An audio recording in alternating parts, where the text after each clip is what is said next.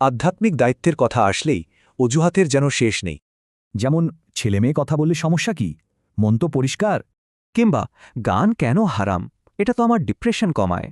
দিনে 5 বার নামাজ, তাও মসজিদে, ঘরে পড়লে কি হয় না? আর হিজাব, ওটা তো ছিল আরবের নারীদের জন্য। এই সব প্রশ্ন আর অজুহাতের পেছনে কাজ করে এক ধরনের বিরক্তি। কিন্তু এই অনুভূতিটা আর নতুন কিছু না। দেখুন ইবনুল কাইয়িম রাহমাহ কি বলেছেন। অথচ দেখুন আমাদের জীবনযাপনে কি অদ্ভুত এক বৈপরীত্য। দুনিয়ার ব্যাপারে আমরা ভীষণ সিরিয়াস, কিন্তু আখিরাতের ব্যাপারে শুধুই অজুহাত। আর এই অজুহাতগুলোকে ঠিক প্রমাণ করতে আমরা কিছু জনপ্রিয় বুলি ব্যবহার করি। এই নিজের বানানো দিনটা এতটাই স্ববিরোধী যে এখানে অন্যের জন্য মায়া কাজ করে, কিন্তু মুসলিমদের জন্য নয়।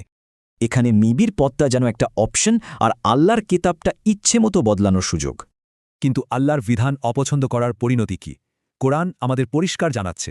একবার ভাবুন তো, সারা জীবনের সব ভালো আমল যদি এক নিমিষে বরবাদ হয়ে যায়।